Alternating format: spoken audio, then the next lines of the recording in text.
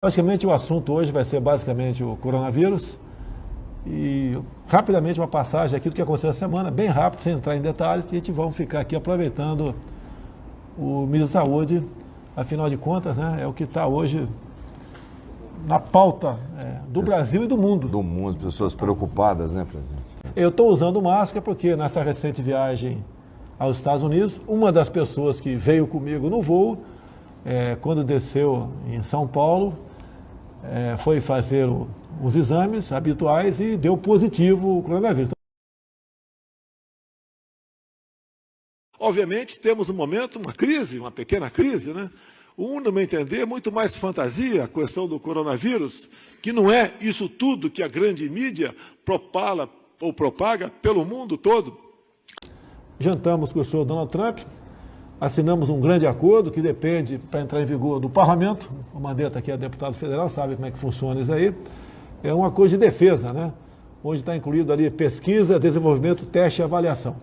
Então, nós somos caso o Congresso aprove, sempre o nosso Congresso aí, caso o Congresso aprove, nós seremos o 15º país a fazer esse acordo com os Estados Unidos. Isso é muito bom para nós, porque defesa é investimento. O governo Trump está realmente querendo colocar o Brasil, fez uma definição estratégica de colocar o Brasil sob a sua asa. Não tem nada contra ver uma cooperação com os Estados Unidos. No meu período, eu recebi o ministro da Defesa dos Estados Unidos, tivemos uma boa conversa e tudo. O que eu acho é que você não pode botar todos os ovos numa única cesta, que eu acho que é o que nós estamos fazendo, né? Uma preocupação que nós tínhamos no governo Dilma, creio que no governo Lula, embora eu não fosse ministro da Defesa, mas de alguma maneira os assuntos estavam interligados, era o ministro Jobim, era diversificar os parceiros. Aí você faz alguma coisa com outra coisa com outra, justamente para ter essa, com alguns países europeus, em alguns assuntos também nós tínhamos cooperação com os países dos BRICS, não tão grande, né? A não ser na cooperação de satélite, mas que é uma coisa mais antiga com a China. E com os Estados Unidos também. Agora, sempre levando em conta que os Estados Unidos não transferem tecnologia acessível, isso é uma coisa que não dá para contar com isso. Não dá para contar com isso.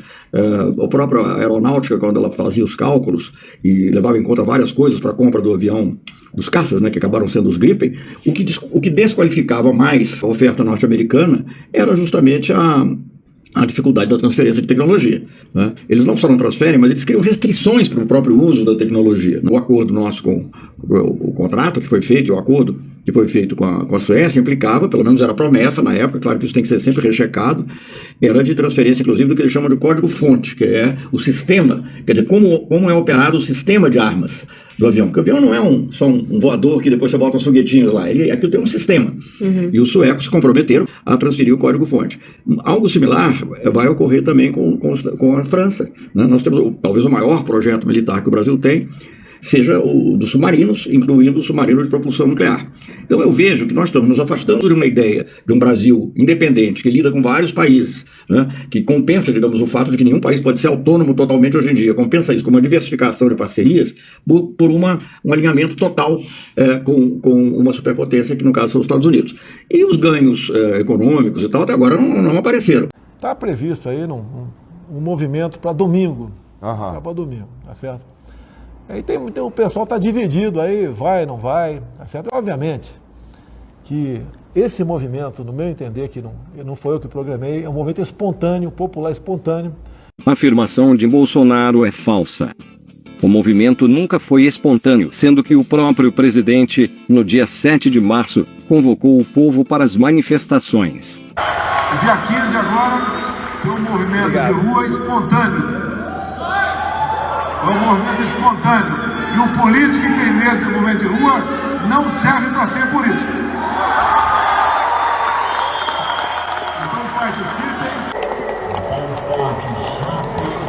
Não é um movimento contra o Congresso, contra o Legislativo, contra o Judiciário, é um movimento pró-Brasil. Além disso, reportagem do portal Consultor Jurídico revelou o esquema milionário que mantém as redes bolsonaristas. Um inquérito que tramita no Supremo Tribunal Federal revela que empresários bolsonaristas gastam 5 milhões de reais por mês na manutenção de um grande esquema nas redes sociais. O esquema envolve o uso de contas falsas, robôs e muitas notícias falsas. A ação dos robôs confunde os algoritmos das plataformas, produzindo uma maior disposição de conteúdos de extrema direita.